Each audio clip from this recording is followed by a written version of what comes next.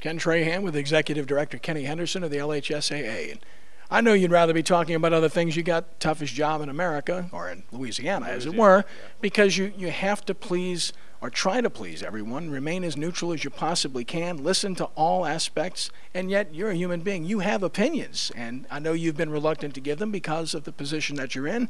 I'm sure you sit there sometimes and listen to some of this, and you privately say yes, yes, or you seethe, right? Right. And the problem that I have with trying to make my opinion known is I want the schools to decide what they should be able to do, and then ultimately I have to enforce whatever they ask for. And so if I come in support of something or in opposition of something, and then that's not the way it goes, then I still have to enforce it. And then the question is, can I enforce it fairly if I never believed in it to begin with? So that's why I have to be very careful. And your perspective is unique, like many of the coaches and athletic directors we've spoken to, because you've been on both sides of the fence. You understand public and private, or select and non-select, as it was. Yeah, I have been a principal of a public school and principal of a private school. I've coached in a public school and coached in a private school. So yes, I do understand the ins and outs of that. Legitimacy on both sides, and part of this comes down to geography, because people here in the New Orleans area, a lot of them don't get the whole concept of a split, because you have a lot of magnet and charter schools and a lot of private schools here. Yes, yeah, you do. I mean, really, Orleans Parish does not have what we would call a traditional public school. Correct. In that you live in this neighborhood, so therefore you go to this school. Whereas in Jefferson, you do have those traditional public schools. Yeah, it's pretty interesting. And the rest of the state is configured differently. Baton Rouge is somewhat like New Orleans, but the rest of the state, it's really not like that at all. No, it's different from daylight to dark, depending on what part of the state you go to and how things have developed.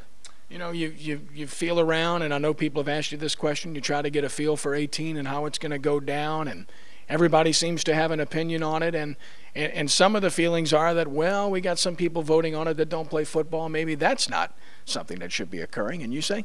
Well, they are all members of the association. So then if you're a member, then you get a vote. Sure. And it very well could come down to the B and C schools or the all-girls schools as to whether or not this passes. But they all get a vote, because I get a feel that the 1A, 2A, 3A public school people are going to support this. 4 and 5A, it's not as important for them, so I don't know where they stand, and I don't know where the B and C stands. And so, you know, that it could come down to the B and C or the all-girls schools. And ultimately, your job is to get people and keep them together. Is there any fear that this will cause separation down the road if this thing passes? I have different thoughts on item number 8 versus item number 18. I think that's two separate issues when you're talking all every the sports sport versus one sport. So you know, I would hope not. I would hope that everybody would be able to work this out. The other thing you have to keep in mind, if something is passed, that doesn't mean that you can't come back and fight at another annual meeting to do something different. Yeah.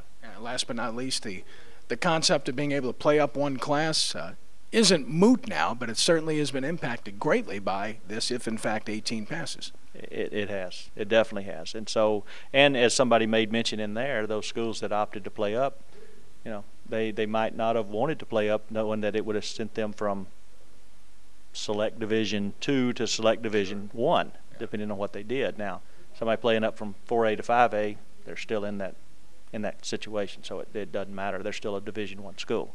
Good luck to you in the process, my friend. All right. Thank you very much. Appreciate y'all coming and covering us every time we show up. Y'all seem to be there, and we really do appreciate that. Sure thing, Kenny. Thank you. All right.